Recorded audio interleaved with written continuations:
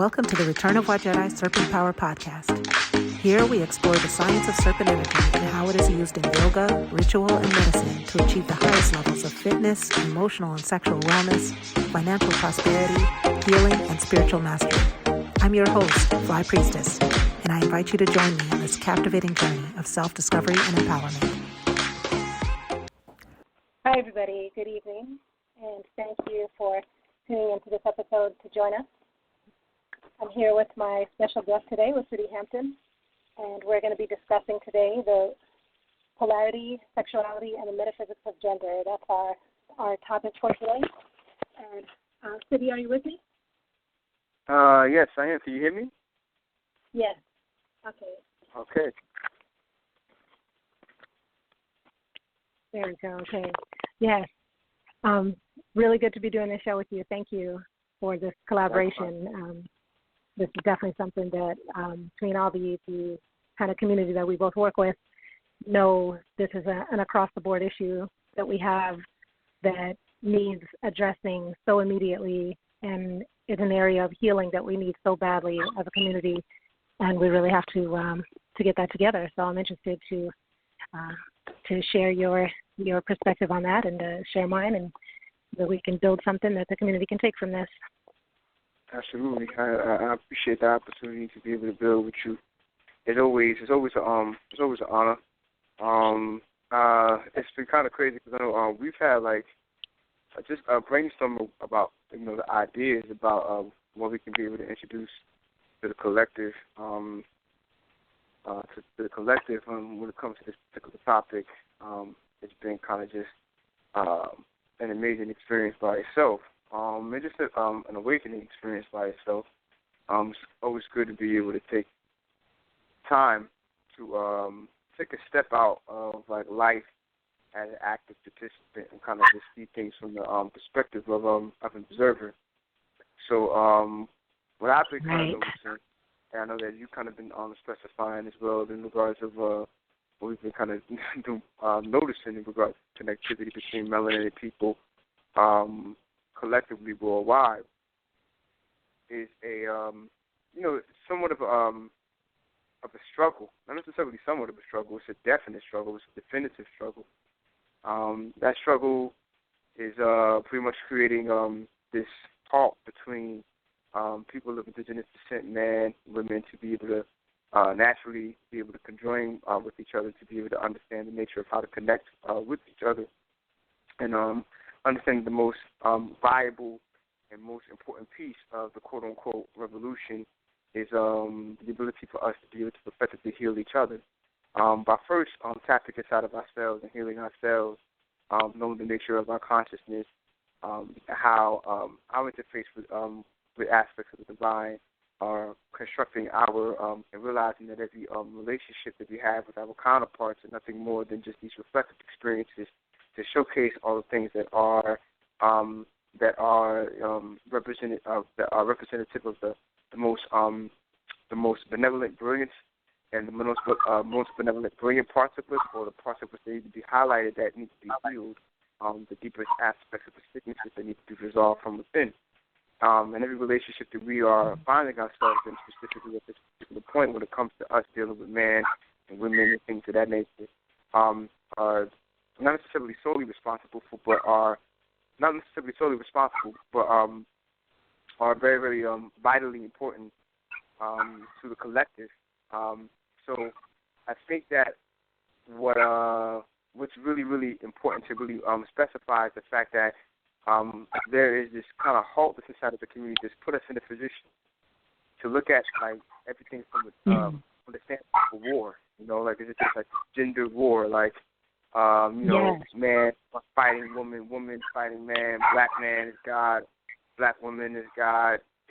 This whole kind of thing here, you know what I mean? And it's really holding up the process for us to be able to effectively be able to move forward collectively within the future.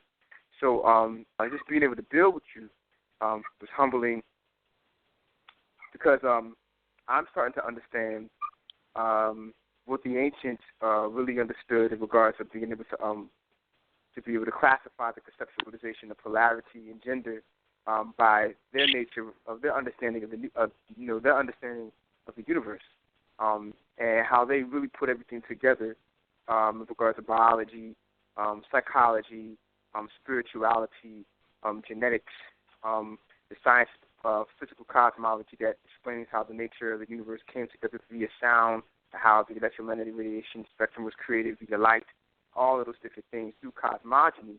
But they express all of those different aforementioned studies of science, cosmology, genetics, biology, through the particular lens of polarity that we would classify as gender. So it is kind of just to be able to emphasize to the listener who's listening to this platform tonight. And I just want to make this very clear. This is not my show. I am a guest. But me and Wadjet, we definitely was building on the topic, but just want to kind of make sure that the conceptualization of sexuality, the polarity, the gender, how it pertains to indigenous people, is a concept that the ancients and the ancestral lineages that we are under the illusion that we are under the illusion that predate us. You know what I mean? We're under the illusion that they predate us, but we actually are it. It's just in a quantum cycle. So it seems exactly. so far as if it seems as far fetched if we are that far removed. But their ancient ancestral wisdom focused on the connectivity between man and woman, always being emphasized through one. As one, not necessarily in the premise of equality, but more so in compatibility. They understood that man was something that was masculinity. Indeed, masculinity was something that was completely different from femininity, and it was two opposites. But at the same time, when those two opposing forces became one, harmony was always created. So that's just the basis of what we kind of really want to cover tonight, in regards to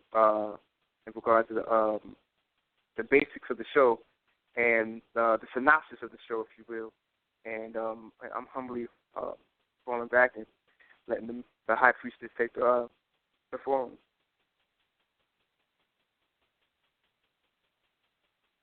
Hello? Hello? Hello? Hello?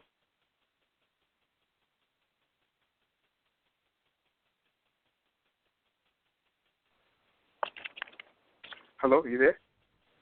Yeah, sorry about that. I'm going to load it. Technical difficulties. Go ahead. It died out, so I don't know if anybody heard you. Yeah, I apologize. So I'm still here. Now, I'm just saying I kind of like decided to take the step back and let you take the floor. You have the floor if you want to. I bet the high priestesses. Yeah. You put me on the floor right when I got disconnected. Yeah. All right. Yes. No. Thank you. No. Those are really excellent points that you made, and I can really appreciate that. There is so much work that needs to be done from a perspective all the way back of funding. Like you said, we have all these. Well, the black man is God, the black woman is God, and no, and the gender equality.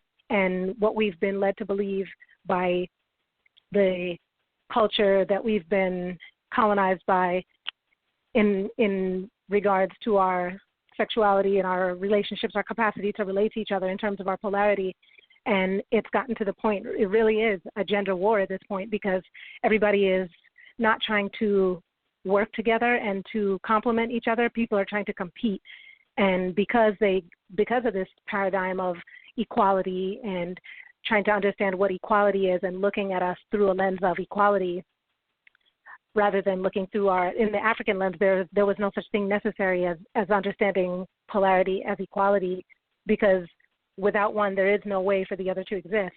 So that complementarity was inherent in the polarity. So you couldn't even think masculine without feminine. You couldn't think feminine without masculine. So there was no need to assert equality, because it was already built into the fact of its very existence.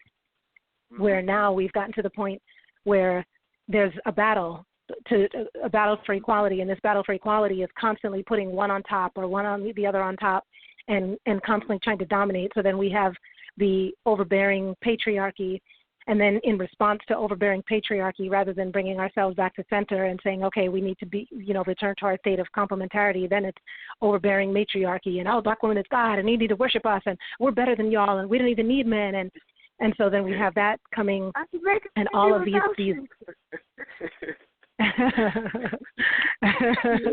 yeah. Now women can make babies out of their bones or something. I've been hearing all kind of insanity.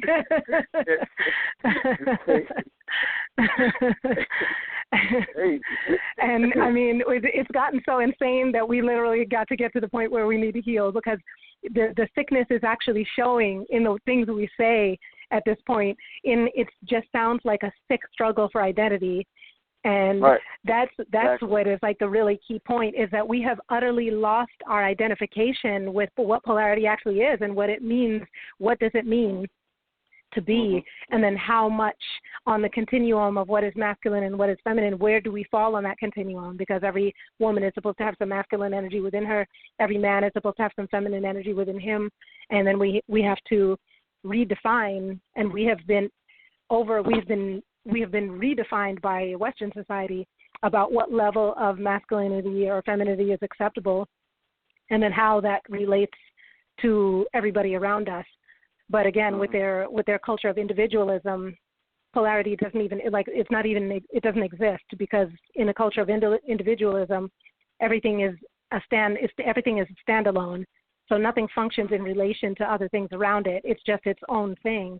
And the loss of identity is a real severe reflection of that individualism, because without understanding that your only function is in service to those around you, whether it's through your gender, whether it's through whatever aspects of your being that you have as a conscious entity, without recognizing that you are only your function, your existence is to serve others, then you can't actually find a place. There is no identity and no purpose. So we have to return to understanding our purpose in a complementary way before we can even begin. So we need first to understand it, and then once we get to the point of understanding what is our function, so for me on my journey, because I'll just share with everybody a little bit of my my background. But I started out just through a healing thing. I had a very difficult childhood, very, very painful childhood, a lot of trauma, and a lot of issues with male energy and with sexuality energy and things like that, just a lot of problems, a lot of sickness. And so I grew up very fearful and ready to, counterbalance that fear by being very aggressive, with the energy, and very protective of myself. And so and of course, growing up here in a Western paradigm, accepted the imprint that was given by the West of what does it mean to be feminine.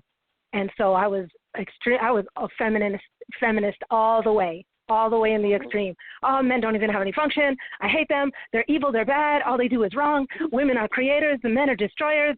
That's all our function is, and we need to get away from them.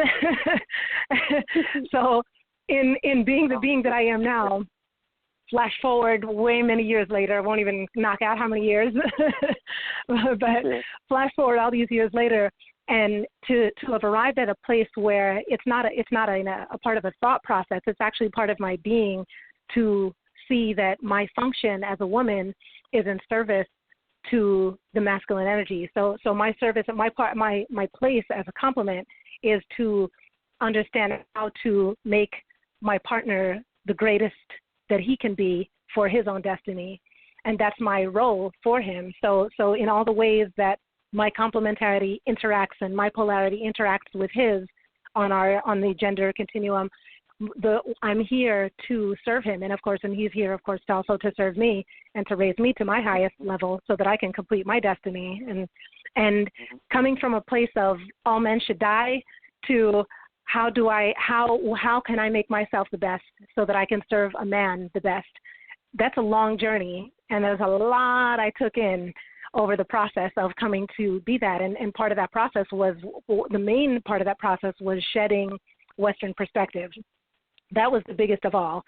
Shedding Western perspective, and then healing from the fear that all men that all men are stuck the way they are, and that they can't heal.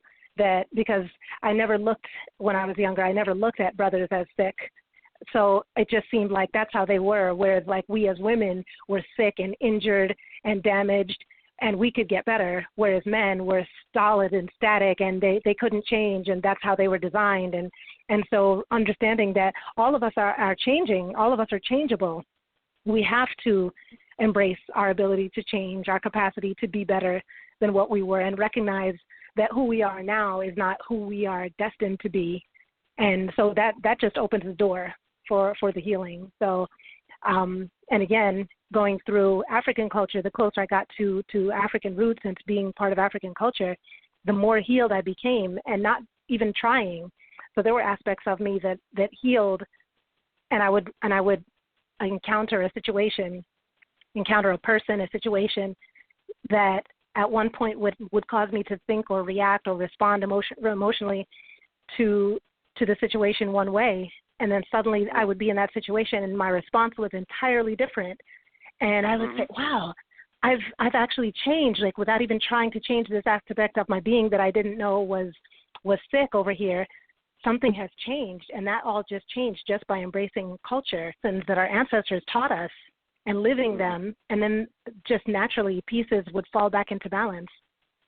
So I'm just not even, a lot of people in our community like to just talk and read facts and read information and parrot it back, and right. they're not they're not right. Exactly, and then they'll exactly, and it who feels it knows it. That's one of my favorite phrases, because when you have lived through something and seen yourself change from within, where you anybody else on the outside, you can hope they change, believe they change, but from within, when something happens, you really know when you know yourself, you really know what it is that took you to that new perspective, and you really recognize yourself in a new place. So I speak about this topic today from a real place of, this is something we can do. It can be done. Because I came from the worst spot of all. There's probably not too many sisters out there that either equal to or better than where I started out. So I know we can heal. And the thing about it is, I happen to agree with you wholeheartedly. You know what I mean? Psychologically, psycho-spiritually, me and my own particular path evolved. What I always consider my path in regards to was self-crucifixion, in regards of not necessarily having issues in regards of like traumatic experiences where I played the role of someone being victimized, but more so in regards of making like brash decisions that are not necessarily like fully thought through, affected my childhood in regards to the way that I ultimately looked at myself, and things of that nature, and also too affected my perspective in regards of how I viewed the particular template of masculinity as a whole, the construct that we ultimately understand to be Western civilization to a certain extent is, as Bob Arthur Valentine said, he referred to it as the perverse matriarch. It's a construct that's ran by men that cater specifically to women. You know what I mean? It's ran by European men who think like women. So it's like, if you think about that, it's almost just like, it's a construct that's ultimately catering to women. You go inside of a supermarket, or you go inside of a Nordstrom or a mall, and 98% of the stores are ultimately catering to women who are going to be spending money on things that they feel that they need to make them feel beautiful, based off the fact that the construct of beauty, all of those different things are focusing on externalization. You know what I mean? Particular society as a whole, the Western paradigm focuses on externalization, making the person feel as if they need something outside of themselves to internalize wholeness, to be able to engage in a holistic perspective. And the thing about it is the fact that women are taught in Western civilization, even with the particular the bullshit construct of feminism, or not necessarily like femininity, or indigenous womanhood, or even if you look at it from a matrilineal sense in regards of trying to construct indigenous civilization. I'm not talking about that. I'm talking about feminism, this idea of feeling like you have to be at war with men. Women are still afforded the opportunity to be able to effectively express themselves emotionally, psychologically, psycho-spiritually, whereas men are taught to repress emotion. And in my humble opinion, not to kind of like, flare the Harakuchi, that shit is fucked up.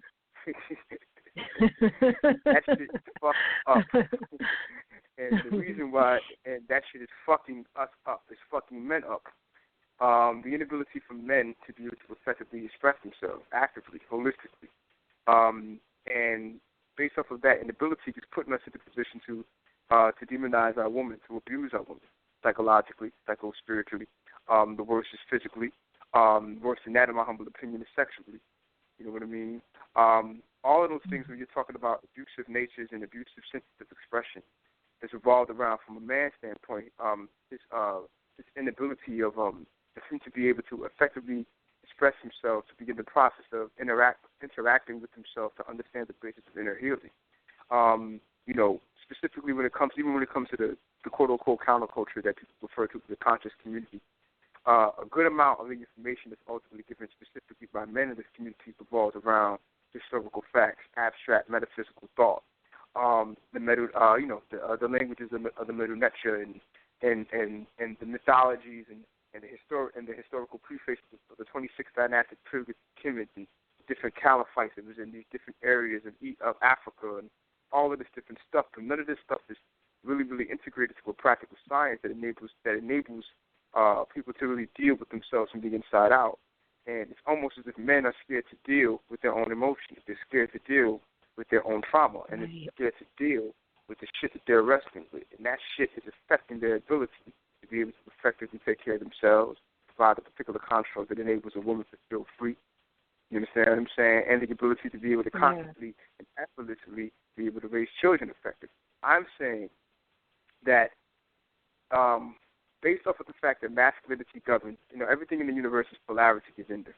Protons, electrons. Protons represent the initiative spark. They are the elemental particle that represents the initiative spark of conceptualization of the universe.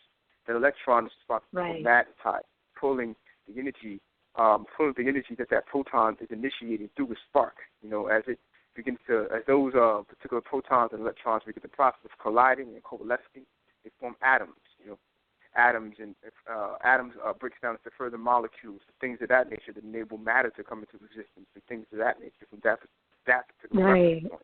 I think all of that from a scientific perspective to understand that men represent the initiative spark. If the black woman is God, she represents the most ancient manifestation of God in existence. The most ancient manifestation of God in existence. If the black man is God, he represents the most ancient conceptualization of God in existence. That initiative spark, that atom ray. You know what I mean? So this is exactly. time that men have to start going inside of themselves and not be afraid of themselves. Not being afraid of your own shit. Not being afraid of your own thoughts, your own emotions, your own trauma. Stop being afraid of it, because you living in fear is projecting fear or fearful things around you that will prevent you from being able to love a woman effectively. Period. This is a big problem. And I can say it specifically from a man's point of view because I was once there. And it's not until I started going inside of myself, dealing with myself in regards to my trauma, my negative and malevolent thoughts about how I felt about myself, my own self issues, and realizing that at the end of the day, that it was ultimately my responsibility to lick my own wounds. Real wolves lick their own wounds sometimes. Sometimes you gotta lick your own wounds. You see what I'm saying? Yes. Because you represent that initiative spark. If you're a man listening to this, you represent that initiative spark of being able to cultivate, of being able to create, of being able to cultivate. Once you cultivate, you have to learn how to be able to provide. Once you learn how to provide, then you have to learn how to protect. You have to build, then you have to provide it for. You have to provide to enable what you are building to be, and what you are, and the ability for it to be sustained comes directly from that feminine counterpart. And as she's helping that to sustain, then you have to do the work to be able to make sure that that it's being protected. That what she is sustaining is being protected by your hand, by your mind, and by your initiative spark. And you can't do that if your mind is completely fucked up, thinking that you need a woman to do nothing, that to serve, cook, clean, have sex with you, You understand what I'm saying? And you have no other responsibility. You have no responsibility in regards to being able to take care of her, to love her effectively, be able to provide particular things for her financially that will enable her to be able to be free. You don't want to do any of that shit. You just want to chill. You don't want to do anything. You just don't want to take any type of initiative spark. And you expect her to be this fucking excuse my language, this sex goddess who cooks clean and calls you daddy 24/7, and this shit don't work like that. It's not working like that. Right. Pander to the emotions. Right. You know what I mean? So I apologize for sounding crass because I have a tendency to sound crass sometimes. At the end of the day, this is the realness. This is real work. This is real inner alchemy. And the thing that I'm realizing is the fact that the biggest thing that we're dealing with is a lot of the sisters are ultimately wrestling with this truth of coming to this full understanding that men are just conditional beings by nature. We are conditional beings by nature. And the number one thing that you deal with a lot of women who are in the counterculture, who are in this conscious community, is I just want a man to be able to love me unconditionally. And the reason why is because that's what she's geared from. She's geared from the particular matrix to be able to express unconditional love, like completely relentlessly. She's just geared to give that. That's what she's geared to give. Okay? And we are geared. That's the primary reason why we are manifested specifically here in the physical world, to be able to make sure that unconditional love is not taken advantage of. You know what I mean? That it doesn't further on to the point that it begins the process of supporting sickness. You know what I mean? So in the process of things being completely haywire, that conditional restraint that the man has says, okay, that's enough. Cut this off. Cut this shit up. Uproot that. To get rid of it. Let's move on. You see what I'm saying? And then on the opposite reflective point, that woman who was there, who was operating in her higher self, creates a particular template that enables a man to open up to the aspects of unconditional love within himself. The love that she shows him reflects inside of him and teaches him the parameters of how unconditional love works from within. So he sees himself in unconditional love the way that she sees him. And that's when the relationship is operating specifically at its highest point. That's why the ancient Egyptian proverb states that when two opposing forces become one, harmony is created. The two opposing forces become one, harmony is created. So the thing about it is the fact that basis of the connective principles, these connective principles that bring us together, men governing that initiative spark, we represent the most ancient conceptualization of the universal mind in existence.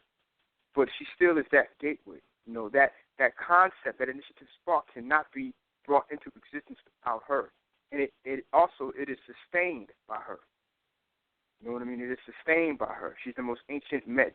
That's why all the ancient cosmologies, we talk about Gnosticism, we talk about Egyptian-based Gnosticism, we talk about pre-Vedic Hinduism that ultimately revolves around the worship of a central deity referred to as Adipati-Shakti or Tripura Sundari. Or we should go back to Kemet, we talk about the anthropomorphizations of the Great Mother referred to as Ninth or Tabaret. Okay, these are all emanations of the Great Mother Goddess that are responsible for bringing things into existence through manifestation. Ninth is also referred to Net, the weaving goddess. You know what I mean? So this is the weaving goddess that sustains the universe into existence. It's about understanding polarity, and by understanding polarity, we understand the particular premise of gender and how it really works, and knowing for a fact that this has Baba Phil Valentine said once again that we are not necessarily equal, but we are compatible. And when we say that we're not equal, it's not that one is over the other or one is better than the other. It's just that she doesn't have a penis, thank God. You know what I mean? And I don't have a vagina, thank God. Are you there, sis?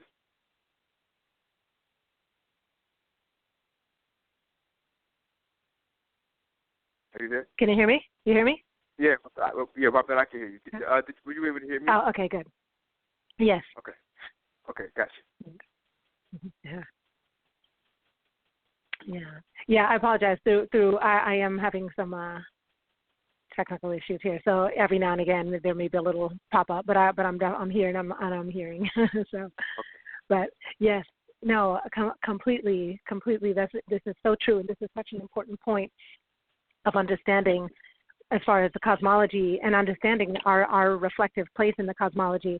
And what you said before, about the two opposing forces, and this is exactly it. We are these forces, and unfortunately, because the English language is so limited, some of the words that we use give a certain connotation to things and makes it difficult to fully understand. But when in the aspect of who we are as opposite genders, the opposing forces can also be seen as reflective forces. So if you hold up two mirrors to each other, they would reflect reflections of infinity back and forth, infinitively to each other. And that is what we are, as you said, as a compatible pair.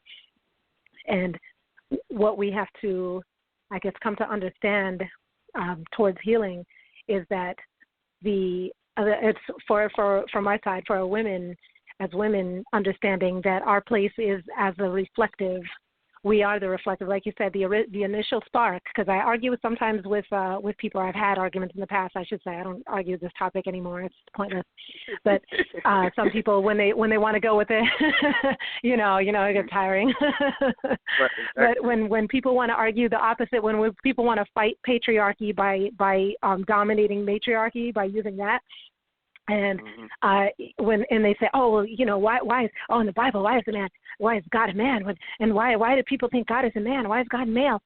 And in fact, the initial spark of creation, exactly as you said, the initial spark is masculine. That is the nature of what masculine is. That is why God is masculine. It's not that we took a man and superimposed him on the creative forces. It's the other way around. The creative force, by nature of what it is, by definition of what it is, the creative spark that originated everything is masculine. The original spark that created everything would not have been able to cause it into creation without the feminine, receptive, and reflective to catch that spark and to reflect it back, so that the space held between them was what creation became. And can I interject? I didn't mean to cut your flow, but I just wanted to interject on one particular point, and I hope you could pick on that flow, because you're going exactly where it needs to go. But it was one thing that you just said in regards to the initiative spark governing the primary aspect of creation, and that was the reason why man was seen as God in certain particular pantheons. But the interesting thing about that as well is that woman was seen as God in other aspects of the pantheon, because even if the masculine is the most ancient concept of the initial spark of God, it can only be perceived feminine, because she's the most ancient manifestation. She's the most ancient manifestation. She governs. That's her principle. She governs the principle of what is manifested. So therefore, if you can only perceive it. You can only perceive it through the woman. You know what I mean? So I didn't mean to cut your flow. Exactly. Definitely going in the right direction. Please continue. I'm sorry, sis. Yes. No, thank you. Thank you for adding that. Yes, that's exactly right. That is the point. So there is what would be the unseen to us, and the infinitive unseen, which goes off in that direction there, and then the perceived direction, which we all exist in here. So anything that's in existence is in the perceived realm, and everything in the perceived realm is by nature feminine. So we all exist within the great womb. We are part of the divine feminine, and we have to recognize her motherhood. We have to recognize her, because it is through her that we are able to be aware of our existence. So because of her, the Creator is aware of his thoughts, because the thought was able to be reflected back at him, so that he was able to perceive it. So in a sense of a greater understanding, you could put it that way. But so when we look at what that means for us, because understanding that, again, and what I was saying about, my journey from being a feminist toward being a whole and holistic African woman, that spark there, because for me, through science and cosmology, and I was an atheist until I read a book about quantum physics and understood that everything in the universe is conscious and alive, through even research on subatomic particles. Until at that point, I did not believe in the existence of some, overlord being who was, making everything function, and I definitely didn't believe in the daddy in the sky thing, and so I just, thought everything was just randomly put into clockwork mechanical order until quantum physics showed me otherwise. So, I mean, all quantum physics has done is the most cutting-edge science that is known to man today, and all it says is the exact same thing that our ancestors said all over every indigenous group of people all over the entire planet has always said. All it did is catch up and explain that in a new kind of language, in mathematical language, instead of in poetic language or metaphoric language. So that's all that did. But, and again, for my own personal journey, coming to the proper place in my own femininity, recognizing that even the very spark of creation, of existence itself, that the role of the feminine is to receive the energy, and contain it and hold it and reflect it back. And that changed everything. It was like an incredible turning point for me, recognizing that, because if that's good enough for the divine feminine from which all things emanate, why would I feel less than by being a reflection for a man? Like, that's not a less than position. Everything is in existence, and we're able to perceive it and know it and exist within it because of her. So I had to recognize that role, that's not a subordinate role. That's not a secondary role. It's not subordinate. It's utterly necessary. It's an utterly necessary piece of the process in order for creation to happen. And so every subatomic particle of our creation here, as we move through our incarnation, every interaction that we make, every time we create a new idea between us, every time we create a new thought between us, create a child between us, every time a man and a woman get together and create anything, any new pattern, every time you say a new sentence, there's something new in existence that never happened before. And all of that is part of your reflection together. It's a creation together, a constant creation process that you make together. There is no less than, greater than, equal to. That's not even part of the equation. It's just that's wrong math for who we are in existence. So that's really profound. If you don't mind, I actually wanted to share a little bit of history, because I know we're going into the cosmology of our own African people, so that people can understand that. And I would also just kind of to be able to differentiate how we came to the broken, backwards kind of Western perspective, just to take a real brief look at their cosmology and how they came to have the perception of existence that they forced on us. So is that all right with you? I got a couple minutes to just put that out there. Okay. Yeah. I am against the platform, so I'm wherever you go, I'll follow. No, thank you. You're an absolute. This is a full equal mind here. So yes, and you're like ultra on it with all your history and knowledge and everything. I really honor that in you. Thank you. And I am not as I'm not as good with my dates and dates and times. I'm more of a conceptual, like I get the general gist of this time period. Got that? So if you feel any need to interject any kind of dates or anything that you can sharpen my points with, please feel free to jump in and go ahead. But I just did want to give a brief kind of synopsis of their cosmology and how that affects us today as a people. So we all kind of know, everybody, I'm not going to go into it too deep. We all have a general sense of what Greek cosmology is. So the whole West, they're what they consider their classic culture. Classic meaning that's their highest, their pinnacle of their culture, of their existence, is the Greek culture. So our highest pinnacle of African existence, the classical culture, is ancient Kemet. So that's what we have to look towards when we look to our highest, greatest time, and then we look to. For the Westerns, they look to the Greeks. So the Greeks have all of their cosmology is about different deities, and mainly these deities are homosexual. The creator deity is homosexual. He comes down out of the sky, chooses little boys and animals also. He has sex with animals and turns them into children. He has sex with children and turns them into animals. So and also has wives, and also has several wives and several concubines and different things like that. So that's what the Western, that's the pinnacle of Western cosmology, is founded on polygamy, on pedophile, and on bestiality. And their cosmology is a reflection of their own perception. So, and of course, it's a cycle. So their own perception of women is. This is a really interesting thing too. In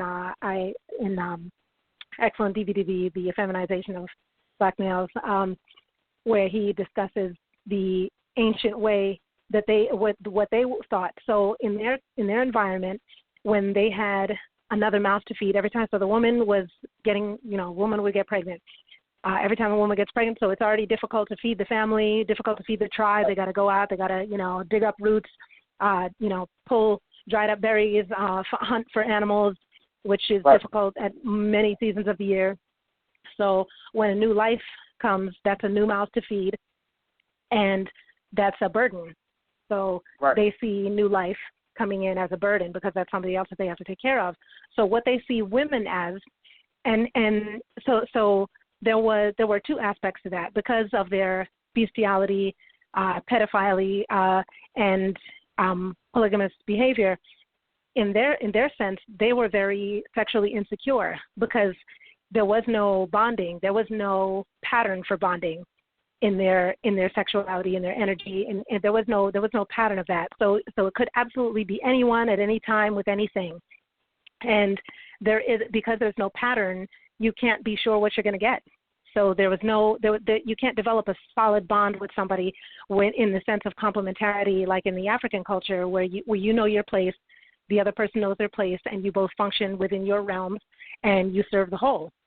In theirs, it was like a free-for-all. So in the free-for-all, there's no security because you never know when you're going to be the one on the outside, or you're going to be kicked out, or who's doing what next. One day it's two men together, the next day that man is with an animal, and that man is sleeping with some woman and accidentally gets her pregnant, and there's another mouth to feed. So they have an entirely different paradigm that they come from, and their whole cosmology is reflective of that. And so the woman came to be seen. So because of that sexual insecurity, that's one aspect of their need to dominate women. So when they discovered and figured out that, okay, the woman, we sleep with her and she gets pregnant. Okay, so we need to control her sexuality so that we can control the resources by not allowing more mouths to show up around here to have to get fed. So if we control her sexuality, we control the resources. So that's how that came to be tied together in their culture. So control of resources, control of women's sexuality, sexual insecurity. So those are like the hallmarks of their culture, and that's how they develop. So when we look today among our own people and how our minds have been colonized, what I hear, and this is one of the worst things that I hear brothers talking about, is how, these women are out to get me. All they want is money. These women are gold diggers. They're always trying to get something. And whenever I hear that, all I hear is that same story from the Caucasus Mountains being repeated. Oh, God, another mouth to feed. Oh, man, these women, they just want everything from me. That's not, we come from abundance. We come from everything has an order and a place, and I am powerful. I am from God, and whatever happens, I will have the capacity to serve her because I'm infinite and I'm divine. And we fell from that mentality. The brothers fell from the mentality of knowing that they are divine, knowing that they have an infinite capacity to give and to open up and to provide for a woman, and fell into the mental colonization of their homosexual culture, which hates women, which despises them because they're messing up their resource count.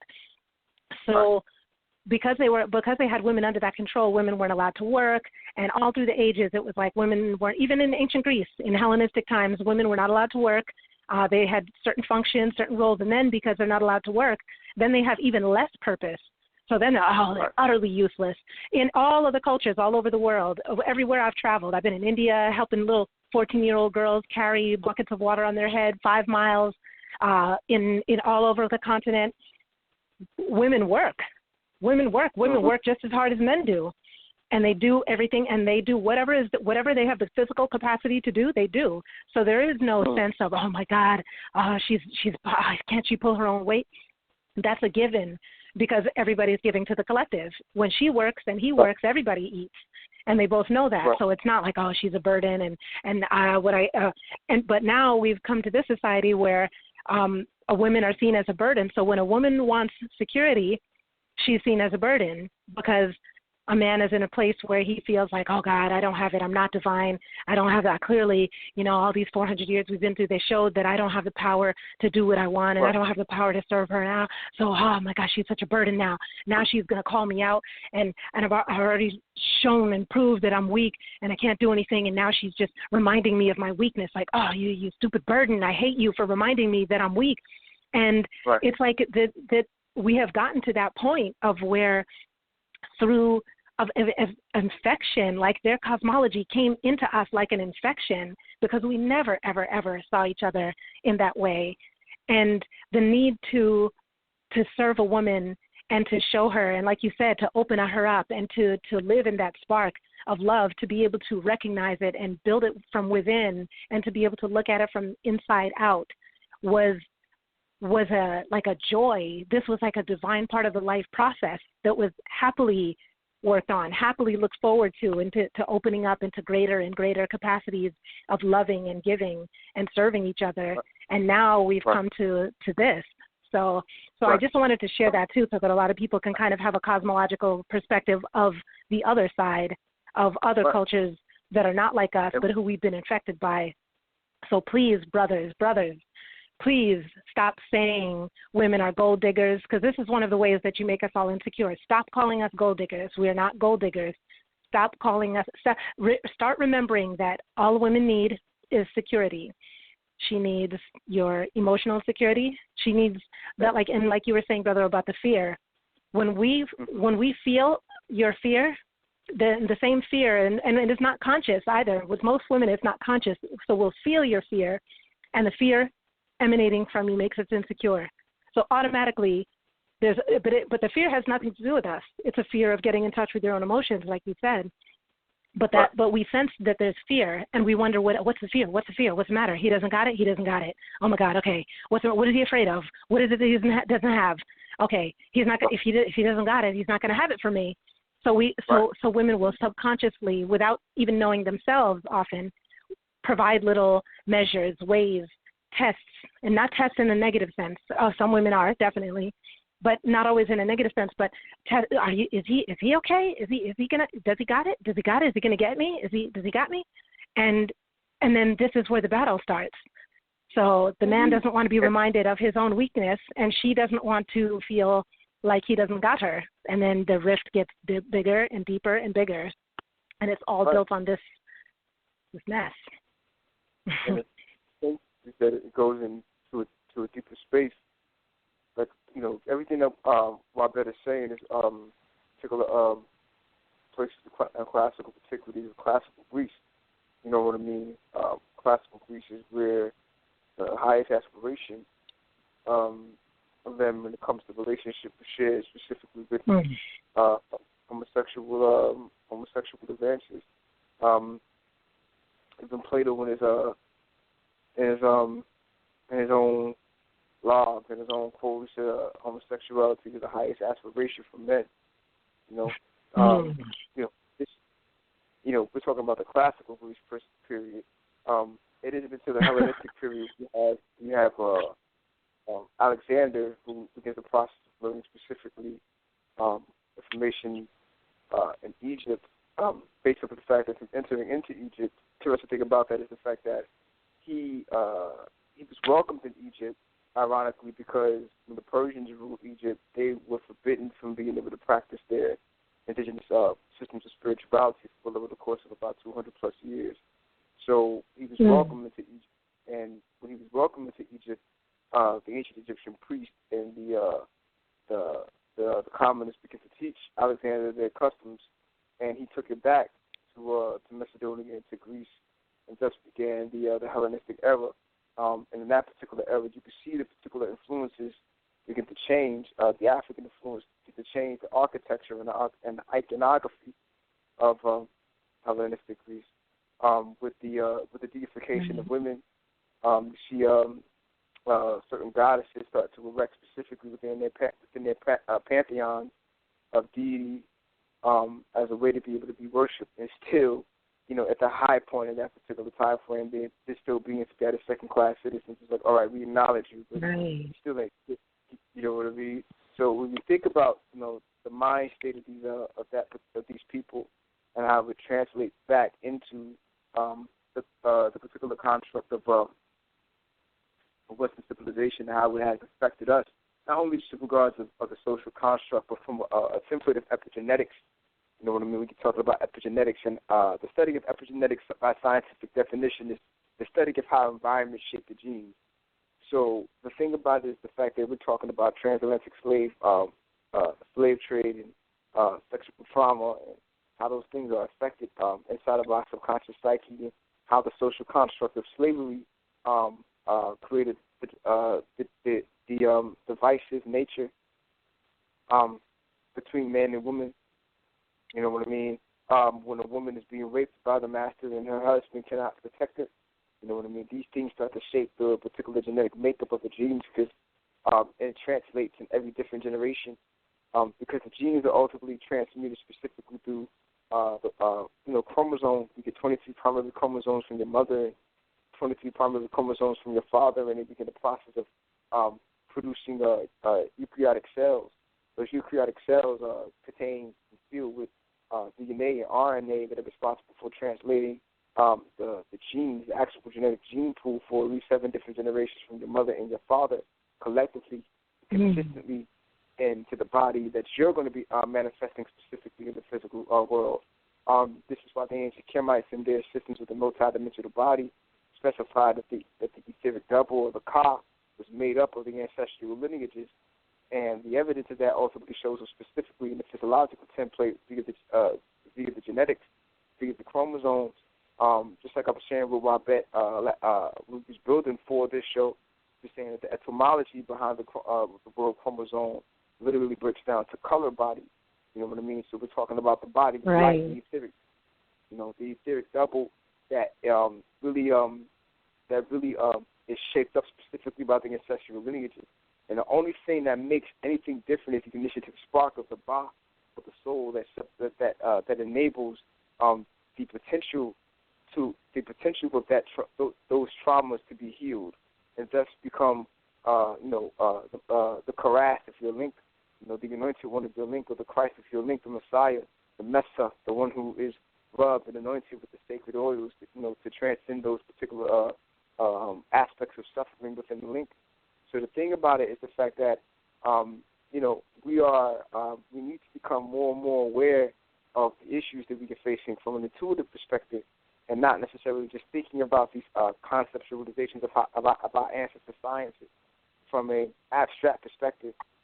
From an abstract perspective that cannot be necessarily reduced through practicality, because the people who run the parameters of social engineering are fully aware of what they can do to be able to manipulate the genetics that are always cultivating themselves, and the genetics are always cultivating themselves and finding new ways to be able to design new templates of themselves based off of the fact that your cells are reproducing continuously. The cells are reproducing continuously.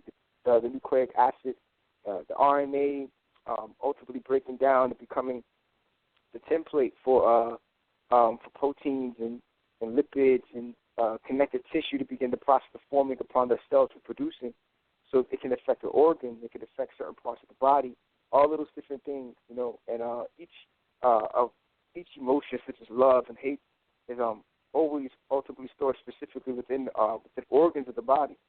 You know what I mean? So these emotions affect you in the physiological template.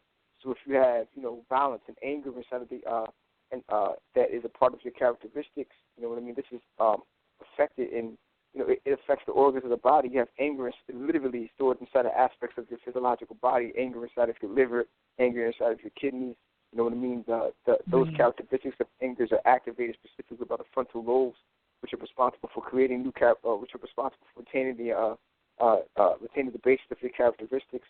Also, the frontal lobes are responsible for enabling you to experience, or not necessarily experience anything, but to process. Frontal lobes govern the ability to process new experiences. So if you are, stuck in a particular construct that demonizes women or demonizes men or makes you feel as if sexuality is a tool to be used as weaponry against your counterpart, and all that you want is money and all of this different shit that controls this construct is going to affect you not only spiritually, not only psychologically, but also physiologically. It's going to affect you from a genetic template where it would affect your body physiologically, and it will affect the process of what they refer to as neuroplasticity, which is based off of the wiring of the brain in regards to how those cells are wiring consistently. So, we have to first become aware of the sickness, then begin the process of going inside of ourselves to heal the sickness spiritually, on the spiritually induced level. Then on the physiological level, understanding that what we are thinking and what we are thinking and feeling is proliferating a frequency that begins the process of affecting us physiologically in regards of the process of neurogenesis, which is the physiological process of how the brain produces cells and how these cells are wiring together upon every thought that you have. So as those cells wire together, you begin to think, recurrent thoughts that are filled with anger and hatred and how you don't like women and how women this and women are that, or how men are this or how men are that, or so on and so forth. It affects you. Every thought becomes matter. That's why they say thoughts matter, because they really turn into matter. You know what I mean? An amazing book to be able to check that out if anybody wants a book to be able to understand the science of neuroplasticity and neurogenesis. A great book by the name of Evolve Your Brain by Joe Dispenza. You can be able to download a PDF of it. The name of the book, once again, is called Evolve Your Brain by Joe Dispenza.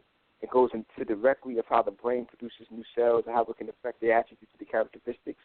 This is, this science in regards to epigenetics is very, very intricate in regards of understanding what's affecting us from the epigenetic template and how we have the responsibility to heal ourselves. By healing ourselves, we understand that we can't heal each other, and by healing each other, we can heal our ancestral and collectively. Yes, absolutely. And in fact, that's not even an option for anybody who considers themselves to be awake, to be conscious, to be all these words that we're getting tired of because they're just floating around, often at this point. For the people who feel that call, feel that pull, feel that there's something in the world that's not quite right, it doesn't sit right with them, and they want to know more and understand more. All of us, all of you, everyone, we are the people who've been called to do the healing, and we are the ancestors come back through in order to heal what has happened to us, because there is a healing process that we have to do over generations. As you say, like the matter that has become our bodies has to be healed on an individual basis so that our thoughts can become clear. And once our thoughts become clear, then we can start to heal our ancestry.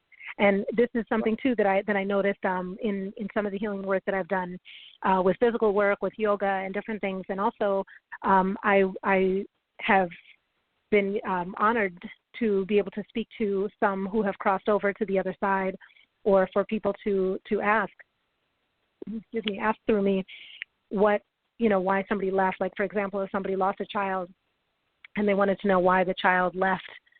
And I have had in several cases where the child will explain that they actually were birthed here to remove physically and energetically from the family line, to take all the pain and the trauma and the suffering in through their being, and to take it back out and to remove it from this realm, to literally just arrive here long enough to absorb all of the pain. So they absorb the genetic pain, the DNA, all of these kind of energies, and they stay within the family just long enough to absorb all of those energies, and they come, then that's their soul contract. They come here to leave. So a lot of people who have had, especially things like miscarriages, where the baby will come almost to term and then leave again.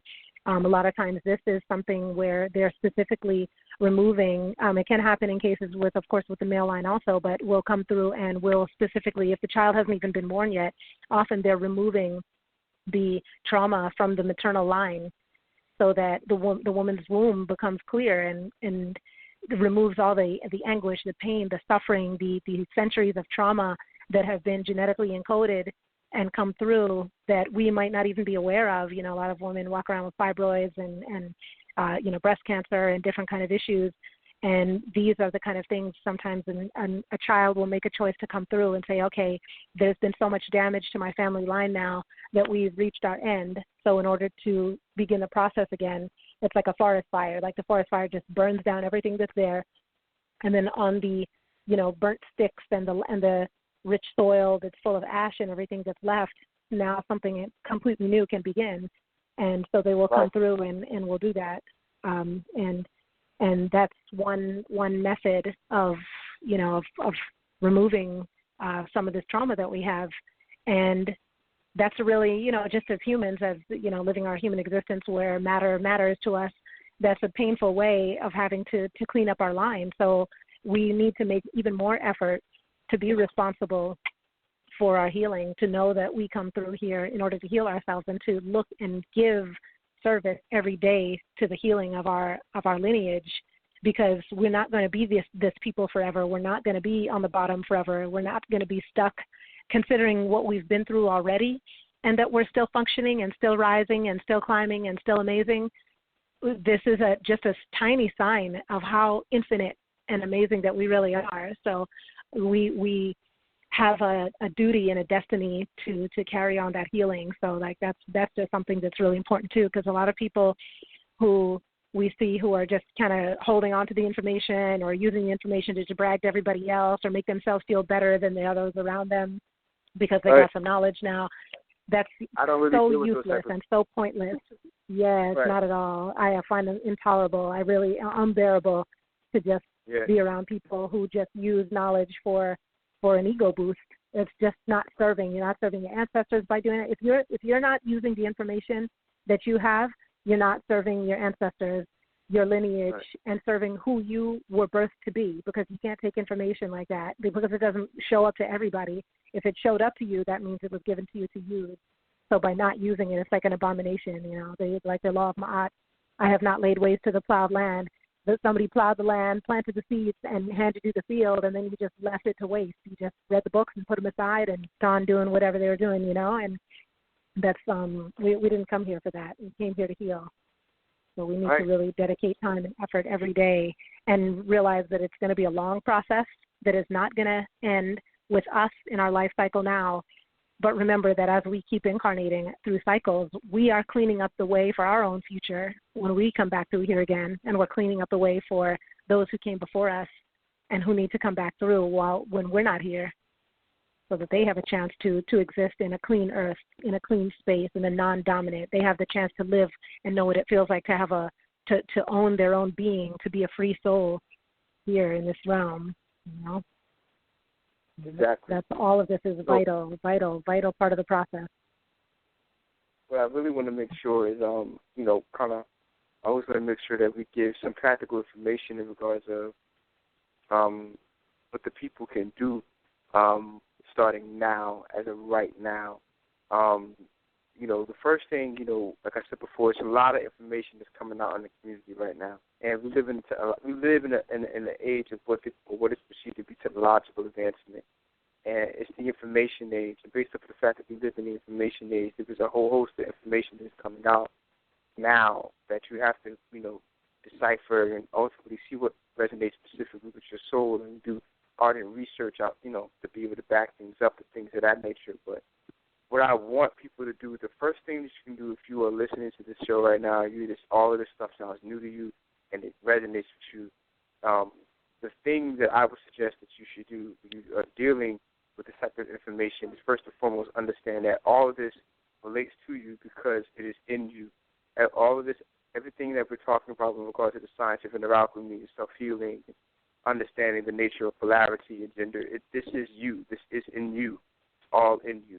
So the first thing you can do is by understanding the conditioning of society, the pain that we have experienced collectively, and how it affected you individualistically, yourself, first and foremost, with all honesty and with love. What is wrong with you? What is wrong with you? And you have to ask that question in love, not from a place of self-hatred, but from a place of self-love, examine thought, to look for the sicknesses that is in the emotional codexes of your being, how you express yourself via your emotions and your mind. Ask that question to say, what is wrong with you? If you find something that does not agree within the spirit, then you understand that that is what needs to be healed. And then, the beginning process is that right there. The moment you understand there's something that is there that needs to be addressed within you, then you go ahead and take that time and go within yourself. Okay? A lot of people, we find ourselves reaching out for relationships because we still live under the idea of externalizing all. As we externalize all, we live in this particular percept as if we need someone outside of us to complete us. You know what I mean? We need someone outside of us to make us feel whole. But the truth of the matter is that person is already reflecting the aspect of wholeness that is within you. Okay? So this is the big, what you have to understand. Like, what is wrong with me? Why do I keep doing the things that I'm doing that ultimately attracts me to relationships that end up failing? Or why do I keep hurting my counterparts or hurting my beloved? Things of that nature. You have to ask yourself these questions to see where it takes you, and just continue to keep asking the question. Asking the question, and then you ask and you answer. You ask and you answer. And you ask and answer and honest. You say, well, what is the problem? Well, this is the problem from this, and well, what did that lead back to? Well, that leads back to this, and well, why? Why did that happen? Well, that happened because of, and you continue to keep asking that question until you get to the root of the issue. And 9 times out of 10, it's always going to be something that revolves around a level of insecurity, something that revolves around self-hatred, loathing, something that revolves around that thing. You know what I mean? And it could be based off of traumatic experiences that occurred within your childhood. You know what I mean? A lot of masterful teachers that I point talk about the process of healing the inner child. Panic calls it the heart shock with the place of the wounded child, but the Panic talks about that. In the multidimensional body system of ancient Kemet, they talk about an aspect of the self that is called the shuit, the cabin, or the shu, which is also known as the shadow self. This becomes the basis of what Carl Jung was talking about in books such as Man and His Symbols, things of that nature, when he talks about the shadow self, which is the aspect of yourself that contains all the negative and the benevolent experiences that you have retained this incarnation, that you have suppressed. So now it's the point where these things are starting to come back to the surface, and those things need to be addressed and healed from the inside out. And as you begin the process of healing from the inside out, it enables you to start relieving the density that is on the energetic body, relieving the density that is in the heart. This is why in Kemet, when you see Ma'at in the hall, right, in the hall, she has the feather, and the feather is on the heart, and the heart has to do that. And they're really talking about relieving emotional, psychological, psycho-spiritual density away from the energetic and the multidimensional body. Okay, and that just really is just a very, very complex way of just saying letting go of the weight that is on the spirit, freeing the heart. And you cannot free the heart until you are honest with the weight that's on it. Exactly.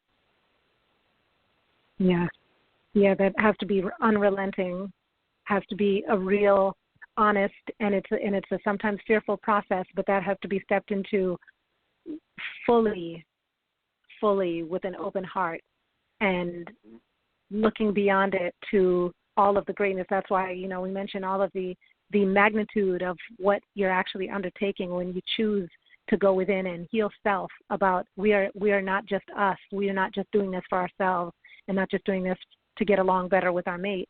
We're doing this for all of our ancestry, those who came before us and those who will come after us. So this is much bigger than each of us individually.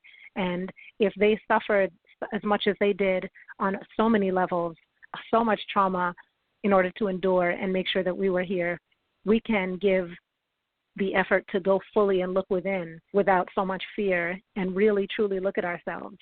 And for the people who get into relationships and hope that the relationship is going to heal them, remember that number one, that your healing is your responsibility, number one.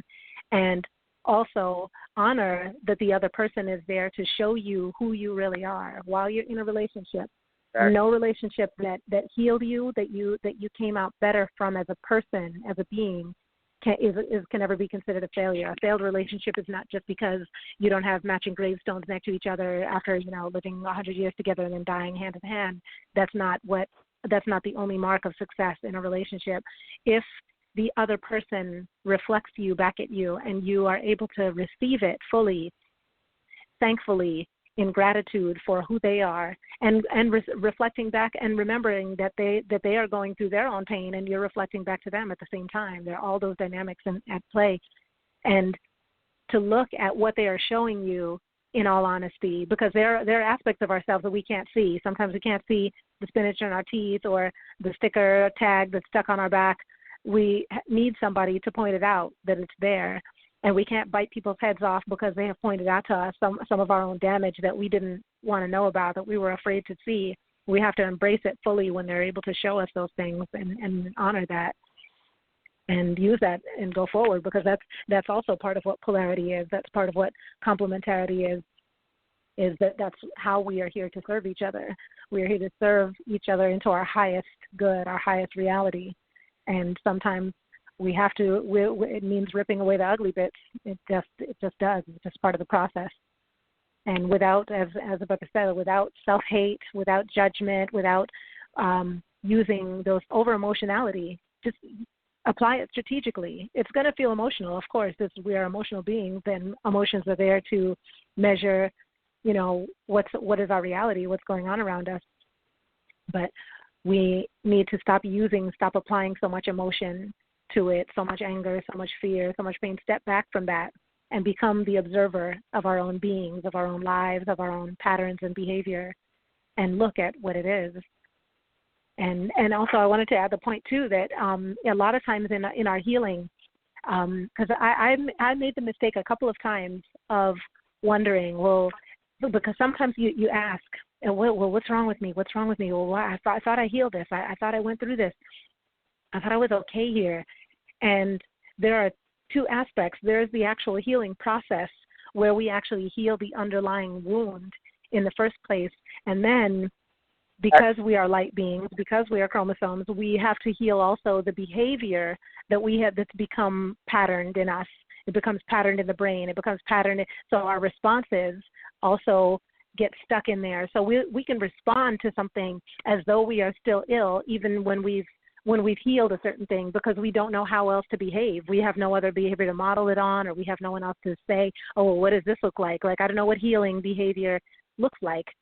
So we have to do the work to heal, but also to remember that we need to shed old patterns of behavior also. So there's more than one layer to it. Indeed. And let me see. So as you're talking about the practical aspects of healing, one of the purposes for me, my channeling and my way of addressing the issues that we go through, just from a personal journey of experience of my own healing process, is that's why why I created this system of yoga that I created.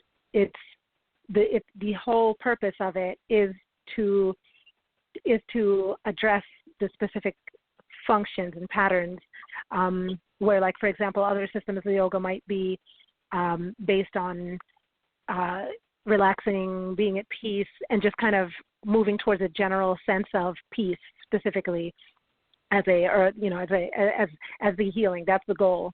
And it's a kind of, that's vague sometimes. When we're really trying to heal, just going towards peace isn't always, that's a huge path.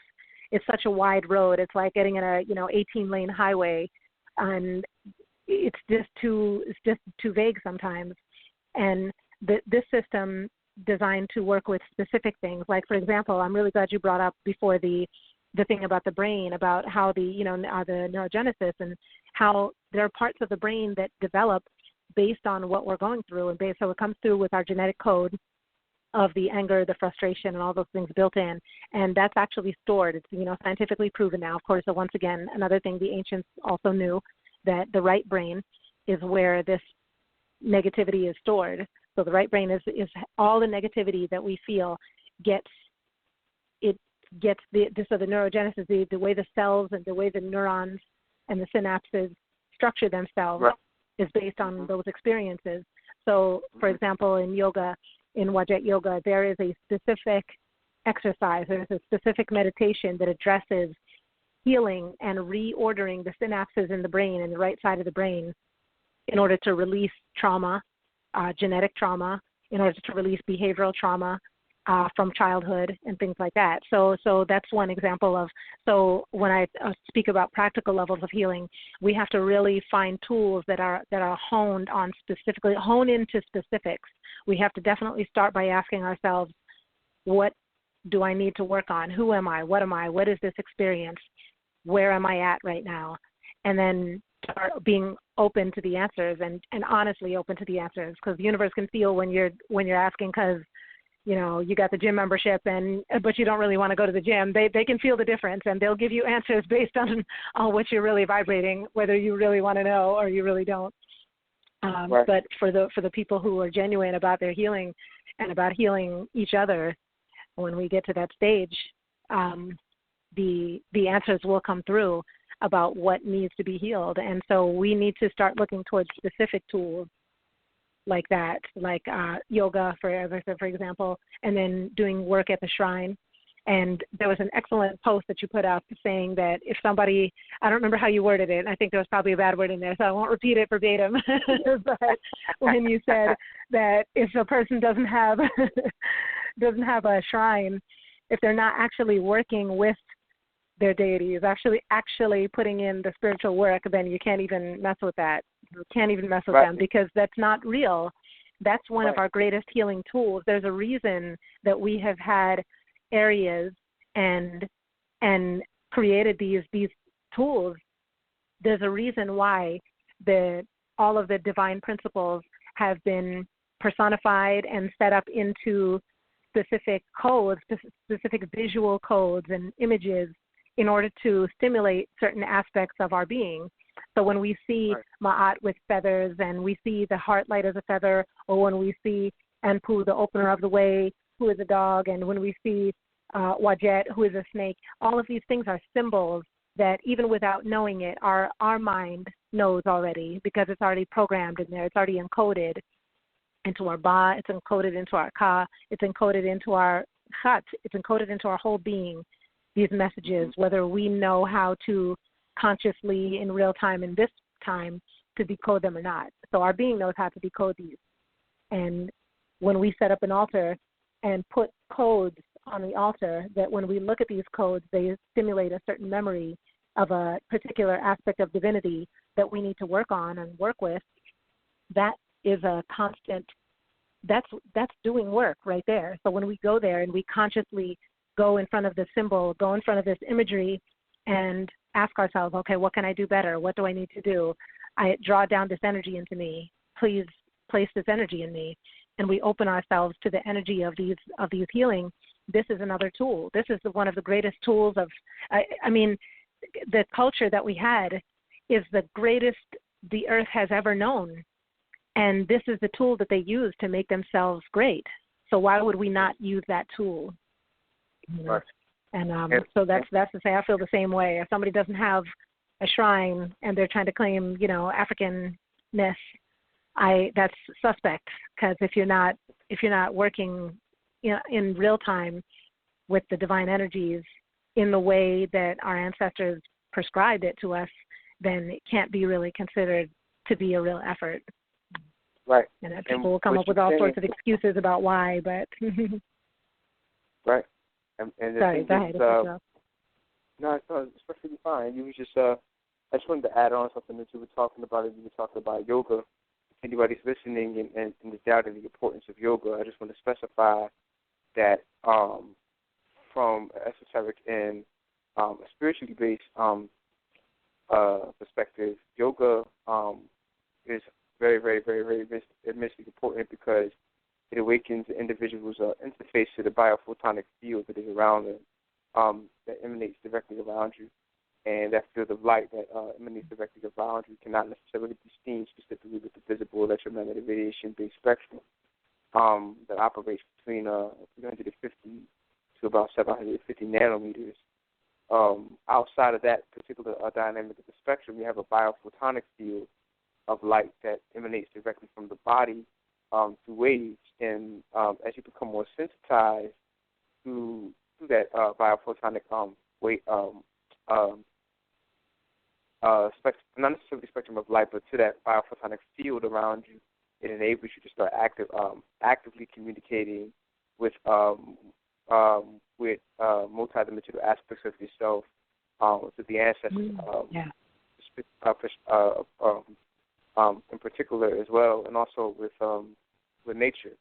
Enables you to communicate directly to nature, basically nature, and the way that you open up and become more sensitized, is specifically via moving meditation, sitting and doing formats, mantras, things of that nature can also help you sensitize, but it really goes into overdrive when you do a form of moving meditation such as qigong, tai chi, and specifically yoga, because yoga is more in depth because it works with the Hindus and the yogis refer to as the 13 articulations, and the 13 articulations ultimately work with what they refer to as 20 digits. The 20 digits are your 10 fingers and your 10 toes, and you have 13 digits that are excuse me. Let me get that right. You have the 13 articulations are the 13 primary joints inside of the body, and they also are awakened specifically by what they refer to as 20 digits. Those 20 digits are your 10 fingers and your 10 toes, and the 13 joints specifically with your ankles, okay, your knees, okay, your wrists, your hips, your elbows, your shoulders, and the last is your atlas bone. So when you put 20 digits together, which is your 10 fingers, your 10 toes, with the 13 articulations, that creates the number of 33, which begins the process of aligning specifically with the 33 vertebrae of the spine. And in that process, some of the Hindu yogis have written down specifically in their text that once a person is specifically awaken all the 33 vertebrae of the spine, it puts them in direct contact with what they refer to as the galactic center, thus enabling them to kind of get away from certain things such as like karmic backlash and things of that nature, based on the fact how it's tapped into the continuum of time and space, and kind of are getting away from being ruled based from a linear perspective. So yoga is very, very powerful, and the sister Wadjet has created a very, very powerful system of yoga that is referred to as Wadjet Yoga, which is very, very powerful because Wadjet is more so of a northeastern African perspective of what the Hindus refer to as Kundalini, or what the Buddhists refer to as Tumo, which is energy force that ultimately awakens specifically from the base of the spine. What the Kemites refer to as the Death Sud, which has these 7 different knots that later became known as the 7 different chakras. So the Wadjet Yoga is a powerful yoga because it works with all of those different things such as the Ida and the Pingala, these 2 different surfaces that arise from both the left side of the body and the right side of the body, which would ultimately be expressed with 2 different primary expressions. Where you have Ushichahuchi with the staff, you know what I mean, with the 2 different snakes intertwining on one side of the staff, and then the other side of the staff, with a net chair by the number the Hebu-Ka, who is a 2-headed snake that combines the Ka and the Ba together, which are 2 different multidimensional aspects of the body of light. The Ka being the etheric double, and the Ba is the extraction of the universal mind that is encased inside of the Ka. So these particular forces of electricity and magnetism are awakened based off of the pulses that are awakened specifically from the base of the spine. And yoga is a great way to be able to do so by those 10 digits, those 20 digits, and those 13 primary joints as well. Yes, you are very thorough. Excellent. Thank you so much. Yes, no, I said you are extremely thorough. That's excellent. You said it much better than I could have. I don't know. Not you reading. I was just making sure. Making sure everything is good. Yeah, no, excellent. Thank you for that.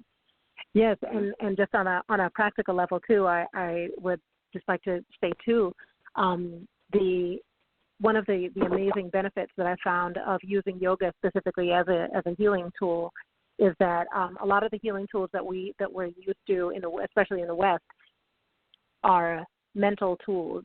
So we will read something, study something, ask ourselves questions about something, And whatever means we work through our healing are always conscious. So we have to think about what it is.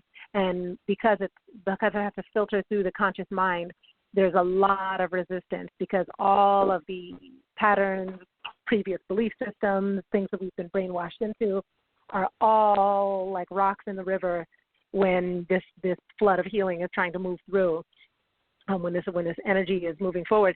And using something like a physical means to heal bypasses the mind altogether, bypasses the conscious mind, and takes the healing directly to the cellular level. It takes it directly to the organs and to the cells, so that the conversation, because each cell has its own consciousness, just like we said again with the chromosome, understanding chroma means light, soma means body, chromosome, it's a light body. So all of your DNA is encoded in light.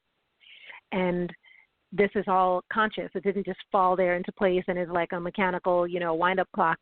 It's conscious. Every cell is conscious of what's going on, of what's around it, and every cell is conscious of the thoughts going through your conscious and subconscious mind and responds to them constantly on a regular basis all the time. So instead of finding a way to meet the resistance, and you can, walking through resistance, like you can run, if you go out to the beach and you run out into the water and you go into the water waist deep and you try and run, you can do it. You will run. You will use up a lot of energy and you will run way slower than you will do if you're trying to run on the beach itself. And for me, what I've always found through the life process is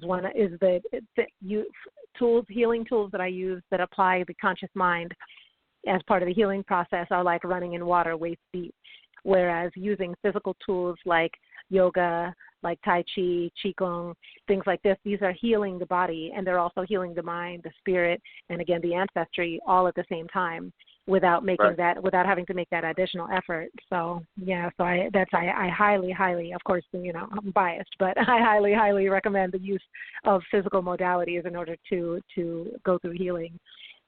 But I also wanted to give you the last minute of the floor just to speak and just to let everybody know about what are the things that you do. They'll know where to find you, for example, like on YouTube, or because your work is amazing and everybody needs to be in touch with the kind of information that you bring forward. So how can they find you? Absolutely. They can find me directly via my website, which is cityhampton.weebly.com, spelled CITI Hampton. Weebly, spelled WEEBLY.com. You can visit my online store. Also, as well, I teach a workshop called Dropout University, which is a particular program that is ultimately emphasized around the central philosophy of my organization called the Dropout World Order, which we use the arts and via music and media to be as a template to be able to inspire people in education in regards of ancestral sciences as a way to be able to liberate people. The cycle of the Dropout University starts next month in October, so you can contact me, cityhampton.weebly.com. Also, my email is ironbuddhaworkshop@gmail.com, spelled IRON, Buddha, spelled BUDDHA, workshop@gmail.com. You can hit me up, let me know what's going on.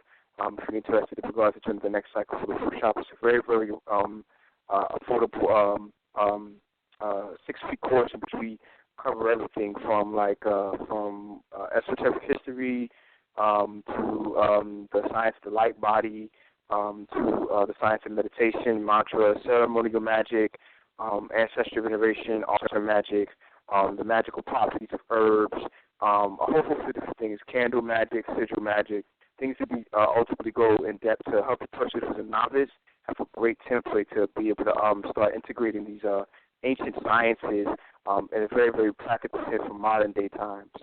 So I think we're blessed with the opportunity to be able to build on this marvelous platform, and I'm looking forward to doing it again. Yes, definitely. Yeah, it really has been fantastic building with you. Thank you so much. And we are all out of time, so I'm going to say goodbye. And thank you so much, everybody, for tuning in, for joining us.